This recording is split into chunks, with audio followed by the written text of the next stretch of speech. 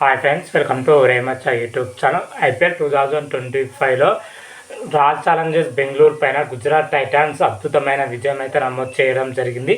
ముఖ్యంగా royal Challengers Bengaluru మ్యాచ్లో ఓడిపోవడానికి గల ప్రధాన కారణాలు ఏమున్నాయి, ఏ తప్పిదం వల్ల ఈ మ్యాచ్లో ఓడిపోవడం జరిగింది అనే వాటి గురించి క్లియర్ కట్గా తెలుసుకునే ముందు మా ఛానల్ అయితే సబ్స్క్రైబ్ చేసుకోండి. పక్కన ఉన్న బెల్ ఐకాన్ మాత్రం అయితే క్లిక్ చేసి పెట్టుకోండి.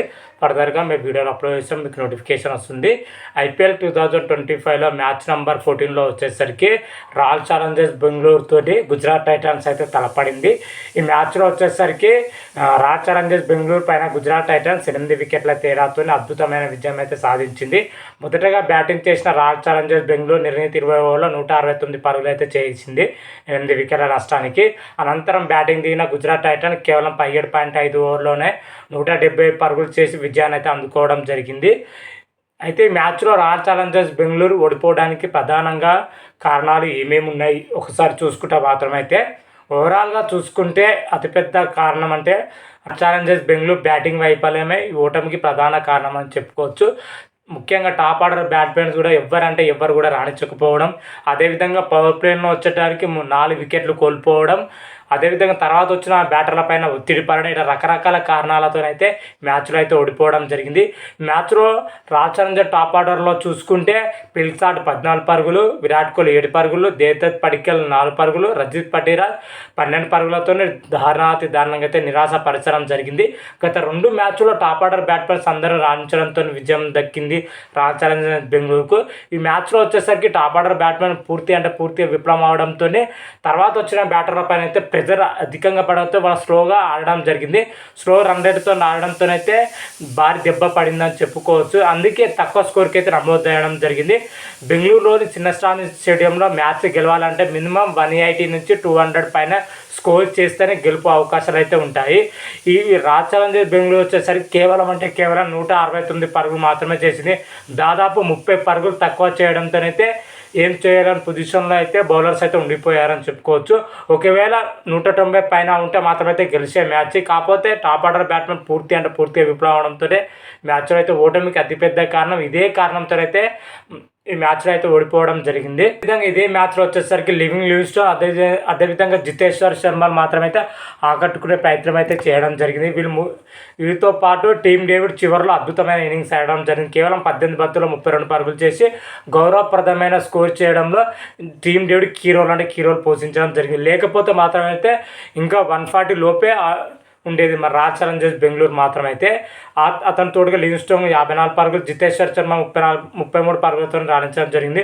ఓవరాల్గా రాయల్ ఛాలెంజర్స్ బెంగళూరు మ్యాచ్లో అయితే పూర్ పర్ఫార్మెన్స్ అయితే కనబరిచిందని చెప్పుకోవచ్చు. గత 2 మ్యాచ్లో ఎంత మంచి ప్రదర్శన చేసిందో రాయల్ ఛాలెంజర్స్ బెంగళూరు ఈ మ్యాచ్లో చాలా డిఫరెంట్గా అయితే రాణించడం జరిగింది. బ్యాటింగ్ వైఫల్యం వల్లే ఓడిపోయిందని చెప్పుకోవచ్చు. అదేవిధంగా బౌలింగ్ విషయానికి వచ్చినట్టయితే బౌలింగ్లో మాత్రమైతే అందరూ బాగానే బౌలింగ్ చేయడం జరిగింది. తక్కువ స్కోర్ ఉండడం వల్ల బౌలర్స్ కూడా ఏం చేయలేని పొజిషన్లో అయితే ఉండిపోవడం జరిగింది. ముఖ్యంగా భువనేశ్వర్ కుమార్ అయితే నెక్స్ట్ లెవెల్ స్పెల్ వేయడం జరిగింది. 4 ఓవర్లు వేసి కేవలం 23 రన్స్ ఇవ్వడం జరిగింది. ఒక వికెట్ కూడా తీయడం జరిగింది. అతని తోడుగా జోస్ హజ్రూడ్ మాత్రం అయితే దారుణంగా పరుగులు ఇవ్వడం జరిగింది. ఎస్ దయాల్ మాత్రం అయితే బౌలింగ్లో ఆకట్టుకోవడం జరిగింది. 3 ఓవర్లు వేసి కేవలం 20 రన్సే ఇవ్వడం జరిగింది. ఆ తర్వాత రషీద్ ఖాన్, కృణాల్ పాండ్యా, లివింగ్స్టోన్ మాత్రం అయితే ఆకట్టుకునే ప్రయత్నం అయితే చేయడం జరిగింది. లక్ష్యం చిన్నదే అయినా కానీ చివరి వరకు అయితే ఆర్సీబీ బౌలర్లు అయితే పోరాడడం జరిగింది. కాకపోతే లక్ష్యం చిన్నది కాబట్టి అయితే ఓడిపోవడం అయిందని చెప్పుకోవచ్చు. కాకపోతే ఈ మ్యాచ్లో వచ్చేసరికి రాయల్ ఛాలెంజర్స్ బెంగళూరు చాలా తప్పిదాలు చేయడం జరిగింది. బ్యాటింగ్లో పూర్తి స్థాయిలో మెరుగుపరుకోవాలి. అదేవిధంగా ఫీల్డింగ్లో కూడా కొన్ని అయితే మిస్టేక్స్ అయితే చేయడం జరిగింది. కెప్టెన్స్ మాత్రమైతే బాగానే రాణించాలని చెప్పుకోవచ్చు. కాకపోతే తర్వాత జరగబోయే మ్యాచ్లో వచ్చేసరికి ఈ మ్యాచ్లో చేసిన తప్పిదాలు మొత్తం అధిగమించి పూర్తి స్థాయిలో బరిలో దిగితేనే గెలిచే అవకాశాలు అయితే ఉంటాయి రాయల్ ఛాలెంజర్స్ బెంగళూరుకి మాత్రమైతే. హోమ్ గ్రౌండ్లో మాత్రమైతే మరో ఓటమి అయితే రాయల్ ఛాలెంజర్స్ అయితే బెంగళూరు అయితే చూడడం జరిగింది. ఓవరాల్గా మాత్రమైతే ఈ కారణాలతోనైతే రాయల్ ఛాలెంజర్స్ బెంగళూరు అయితే ఓడిపోవడం జరిగింది. అదేవిధంగా గుజరాత్ టైటాన్స్ విషయానికి వచ్చినట్లయితే ఈ మ్యాచ్లో వచ్చేసరికి అటు బ్యాటింగ్లో కానీ ఇటు బౌలింగ్లో కానీ చాలా సమిష్టిగా అయితే రాణించడం జరిగింది. ముఖ్యంగా బౌలింగ్లో వచ్చేసరికి మహమ్మద్ సిరాజ్ రాయల్ ఛాలెంజర్స్ బెంగళూరు పైన ప్రతీకారం అయితే తీర్చుకోవడం జరిగింది. గత కొద్ది సీజన్ల వరకు అయితే రాయల్ ఛాలెంజర్స్ బెంగళూరు తరఫున ఆడిన మహమ్మద్ సిరాజ్ ఈ ఐపీఎల్ ఆక్షన్లో వచ్చేసరికి అతన్ని అయితే రిటర్న్ చేసుకోవాలి. యాక్చువల్గా మెగా ఆక్షన్లో కూడా అతను కొనుగోలు చేద్దామని కూడా అనుకోలేదు రాయల్ ఛాలెంజర్స్ బెంగళూరు. దాని ప్రతీకారం తీర్చుకుంటూ అద్భుతమైన బౌలింగ్ అయితే వేయడం జరిగింది. మమ్మల్ని మాట్లాడితే పవర్ ప్లేలో 2 కీలకమైన వికెట్లు తీసి రాయల్ ఛాలెంజర్స్ బెంగళూరు అయితే నడ్డి విడిచారని చెప్పుకోవచ్చు. మహమ్మద్ సిరాజ్ 4 ఓవర్లు వేసి కేవలం 19 రన్స్ ఇచ్చి 3 కీలకమైన వికెట్లు అయితే తీయడం జరిగింది. ప్రదర్శన అయితే చేయడం జరిగింది. బౌలింగ్లో ఎలా పందుకోవడం కానీ గుడ్ విషయం అని చెప్పుకోవచ్చు. పవర్ ప్లేలో 2 వికెట్లు తీయడం జరిగింది. డెత్ ఓవర్లో వచ్చేసరికి 1 వికెట్ తీయడం జరిగింది. ఓవరాల్గా మహమ్మద్ సిరాజ్ అద్భుతమైన స్పెల్తోనే విజయం దక్కిందని చెప్పుకోవచ్చు. అతనితో సాయి కిషోర్ 2 వికెట్లతో రాణించడం జరిగింది. అదేవిధంగా ప్రదీప్ కృష్ణ 1 వికెట్, ఆదర్శ్ ఖాన్ వచ్చేసరికి 1 వికెట్, ఇషాంత్ శర్మ వచ్చేసరికి 1 వికెట్ అయితే తీయడం జరిగింది. ఓవరాల్గా గుజరాత్ టైటన్ బౌలర్స్ అయితే మంచి ప్రదర్శన అయితే చేశారు. గుజరాత్ టైటన్ బౌలర్స్ ఎంత రాణించారో అదేవిధంగా మరి గుజరాత్ టైటన్ బ్యాటర్స్ మాత్రం ఆ రేంజ్లో రాణించడం జరిగింది. గుజరాత్ టైటన్ బ్యాటర్లో చూసుకుంటే టాప్ ఆర్డర్ బ్యాట్మెన్లు అయితే మంచి ప్రదర్శన అయితే చేశారని చెప్పుకోవచ్చు. ముఖ్యంగా సాయి సుదర్శన్, జాస్ బట్లర్ వచ్చేసరికి హాఫ్ సెంచరీలతో రాణించడం జరిగింది. రుతర్ఫర్డ్ వచ్చేసరికి 30 పరుగులతో రాణించడం జరిగింది. దీంతో సునాయాసంగా అయితే విజయం దక్కింది. సాయి సుదర్శన్ వచ్చేసరికి 49 పరుగులు అయితే చేయడం జరిగింది. జాస్ బట్లర్ వచ్చేసరికి కేవలం 39 బంతుల్లోనే 73 పరుగులు అయితే చేయడం, 5 4 6 భారీ సిక్సర్లతో విధ్వంసకరమైన ఇన్నింగ్స్ అయితే ఆడడం జరిగింది. రుతర్ఫర్డ్ వచ్చేసరికి 18 బంతుల్లో 30 పరుగులు చేయడం జరిగింది. 1 4 3 సిక్సర్లతో రాణించారు. ఓవరాల్గా మన గుజరాత్ టైటన్స్ బ్యాటర్స్ మాత్రం అయితే నెక్స్ట్ లెవెల్లో రాణించడం జరిగింది.